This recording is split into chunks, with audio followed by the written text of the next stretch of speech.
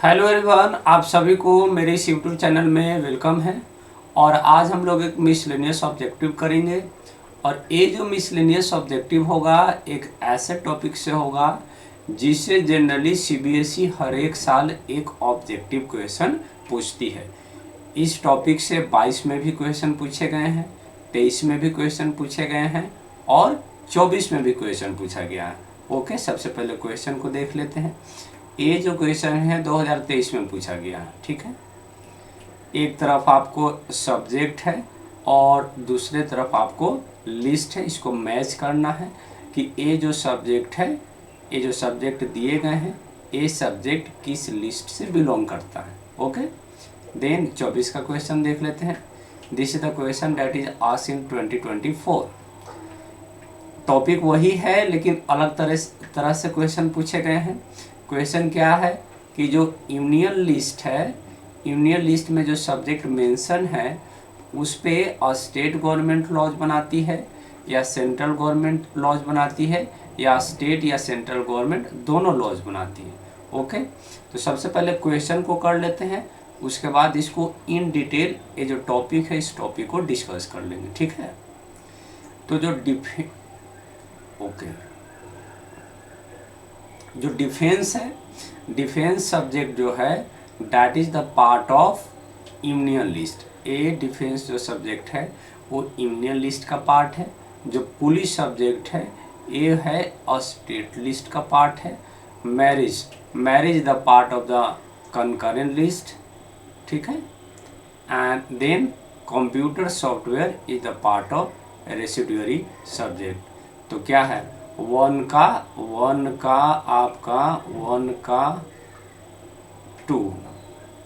का टू किधर है, डी। इधर टू का क्या है, टू का 3 है तो ए। तो इस तरह से आपका D option will be the right. Okay, then next question देख लेते हैं जो 24 में पूछा गया है। हियर इट इज स्टेटेड कि यूनियन लिस्ट में जो सब्जेक्ट होते हैं who will be responsible to make laws.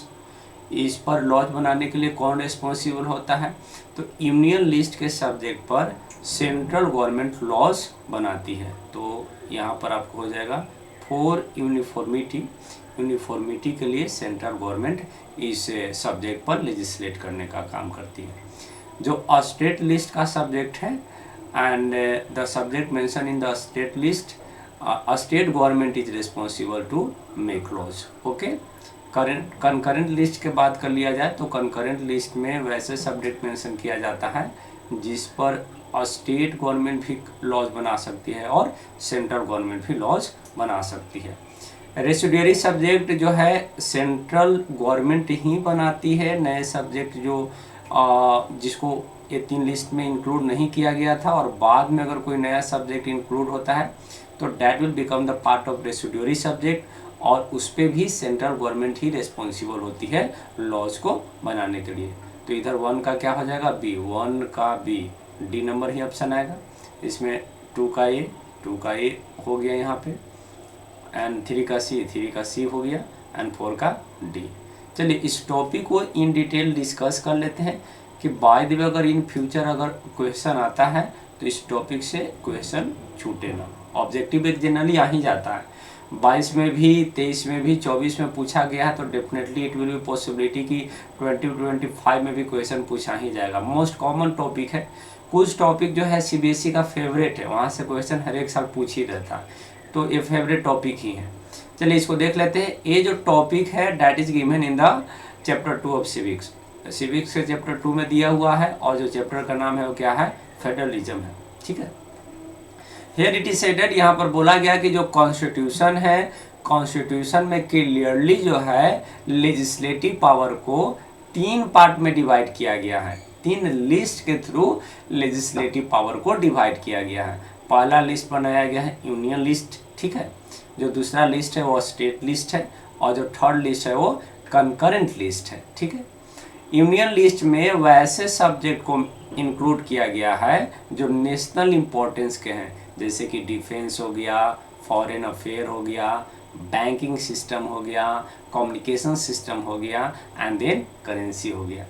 मतलब कि यूनियन लिस्ट में वैसे सब्जेक्ट को रखा गया जो पूरे राष्ट्रीय स्तर के महत्व को रखता है, वैसे सब्जेक्ट को यूनियन लिस्ट का पार्ट बनाया गया।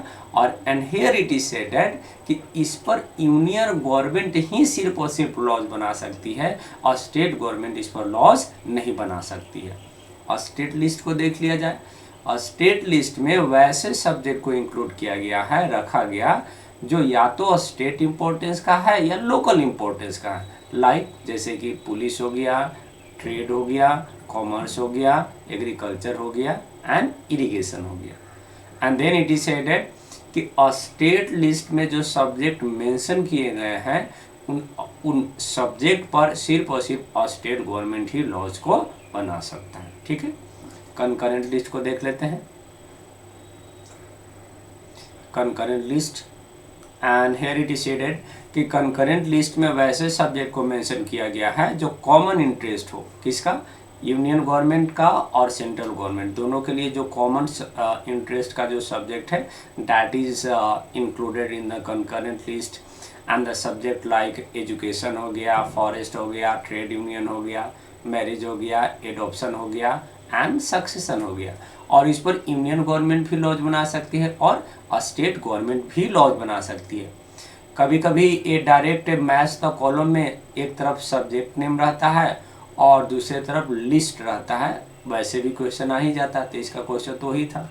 ठीक है, और उस ये सब करने के बाद ये 3 लिस्ट जब बन गया, कॉन्स्टिट्यूशन ड्राफ्टिंग के समय ये 3 लिस्ट बना दिए गए, तो फिर वहाँ सोचा गया कि वैसे सब्जेक्ट का क्या किया जाए जो सब्जेक्ट इन तीनों लिस्ट में नहीं है, तो उसके लिए प्रोविज़न किया गया रेसिड्यूअरी सब्जेक्ट लिस्ट का। ठीक है, कि रेसिड्यूअरी लिस्ट में वैसे सब्जेक्ट को रखा जाएगा जो ये तीनों लिस्ट में नहीं है, जो इन फ्यूचर सब्जेक्ट बनेगा। विषय अगर बनता है कि ये भी एक सब्जेक्ट है जिस पर लॉज बनाने की रिक्वायरमेंट है। जैसे कंप्यूटर साइंस इंडिपेंडेंस के टाइम पीरियड में उतना ज़्यादा डेवलप नहीं था, वो एक सब्जेक्ट नहीं था जिस पर कानून बनाने की ज़रूरत थी।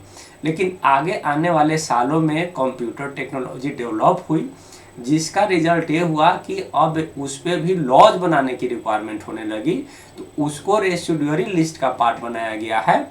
और इस लिस्ट पर who will be responsible to make laws, तो central government will be responsible to make laws. Okay, and I think कि ये टॉपिक आपको क्लियरली समझ में आ गया होगा।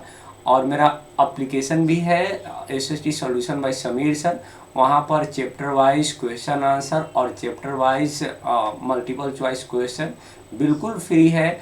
आप उस एप्लीकेशन को डाउनलोड कर लीजिए और सारे क्वेश्चन आंसर को देख सकते हैं। Thank you very much everyone.